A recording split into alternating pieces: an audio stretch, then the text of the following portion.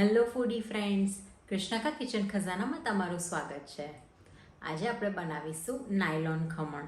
એકદમ ઇઝી ટ્રીકથી આજે આપણે નાયલોન ખમણ બનાવીશું. ખૂબ જ સરસ સ્પોન્જી બને છે અને બજાર જેવો ટેસ્ટ આવે છે.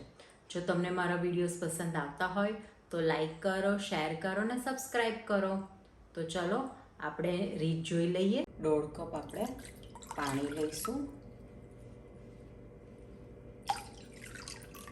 1 ટીસ્પૂન લીંબુના ફૂલ, મીઠું લઈશું, 3 ટેબલસ્પૂન ખાંડ, થોડી હળદર, 1 ચપટી જેટલી હિંગ, 3 ટેબલસ્પૂન જેટલું ઓઇલ.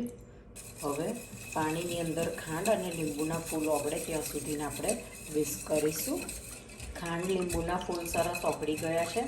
હવે એડ કરીશું 1.5 કપ બેસન. આપણે જેટલું વાડકી પાણી લીધું હતું સેમ એ જ માપમાં આપણે લઈશું બેસન. 1 ટેબલસ્પૂન સોજી. હવે એને પ્રોપર મિક્સ કરી દઈએ. લમ્સ ના રહે એ રીતે આપણે મિક્સ કરવાનું છે. મિક્સચર આપણું પ્રોપર મિક્સ થઈ ગયું છે. હવે ઢાંકીને આપણે એને 15 મિનિટ સુધીને રહેવા દઈશું.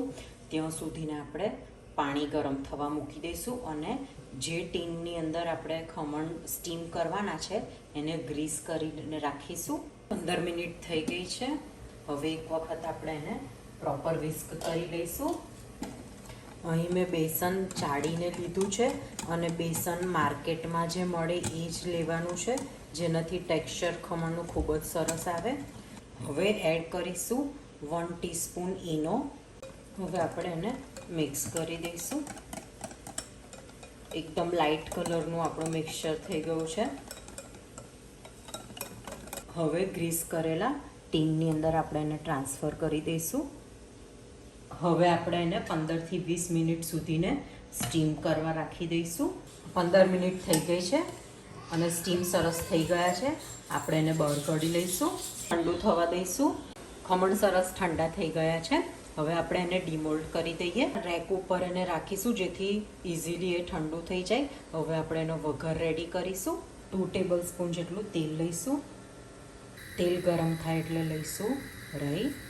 રાઈ તતડે એટલે લઈશું લીલા મરચાં. હવે ગેસ બંધ કરીને 1/2 કપ જેટલું પાણી લઈશું. 2 ટેબલસ્પૂન જેટલી ખાંડ લઈશું. ખમણ ઠંડા થઈ ગયા છે. હવે જે ડબ્બામાં આપણે સ્ટીમ કર્યું હતું એની અંદર જ લઈ લીધા છે અને કાપા પાડીને રેડી કરી દીધા છે. હવે વઘાર ઠંડો થઈ ગયો છે. એની ઉપર આપણે હવે પોર કરીશું. ખમણ આપણે ચેક કરી લઈએ. ખૂબ જ સ્પોન્જી એવા આપણા ખમણ રેડી થયા છે. ખૂબ જ સરસ જાળી પડી છે. હવે સર્વ કરી દઈએ.